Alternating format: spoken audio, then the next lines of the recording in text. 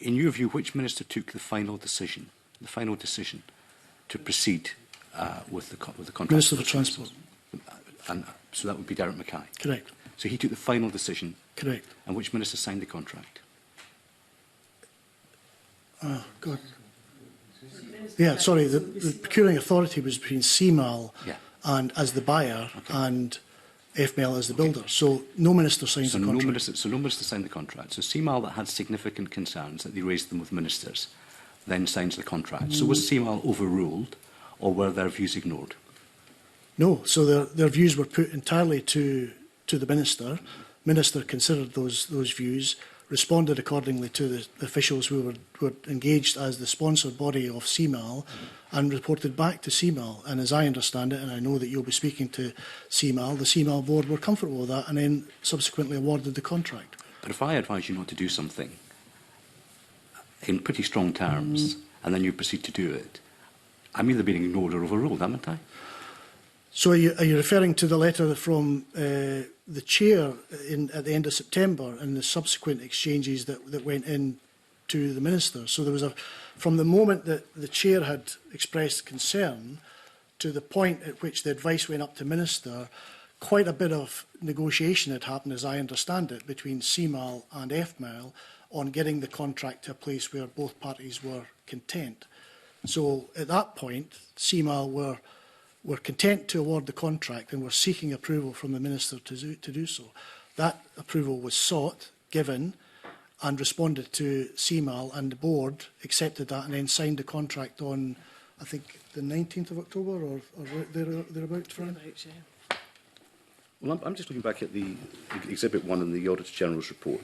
September, CMAL advises Transport Scotland of the significant risks of awarding the contract to FML and states its preference to start the procurement process again.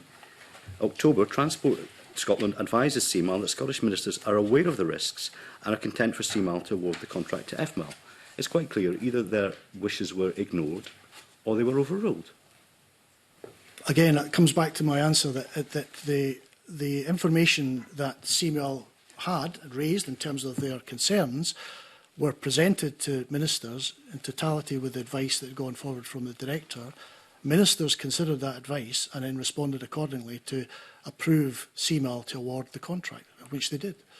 Okay, we've touched on quite clearly who took the decision, although I still have real concerns about that. But we don't understand why.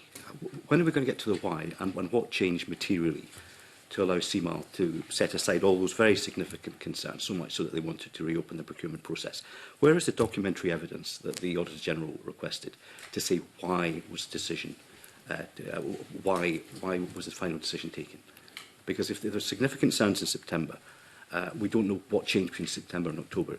You know, surely all the research you must have done for coming before us today, you must have a greater understanding of what changed. So I think that, again, it comes back to the documentation that went forward from John Nichols, Director of Aviation, to the Minister.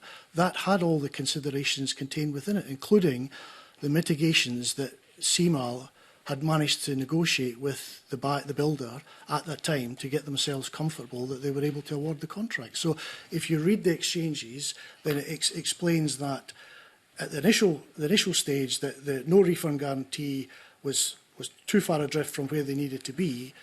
And at the point where the advice had gone up to ministers, CMAL had managed to negotiate a position where they had both a refund guarantee for 25% and a final payment of 25%, so reduced the risk. That risk, in their view, was manageable. And again, I'm speaking probably on behalf of others who you're about to see, including CMAL, so they will wish to present their own evidence on that. But that's, from my reading of the paperwork, that's where it got to in terms of the ministerial decision. Okay. So you're absolutely certain nobody was overruled, or there was no threat to overrule anyone? No.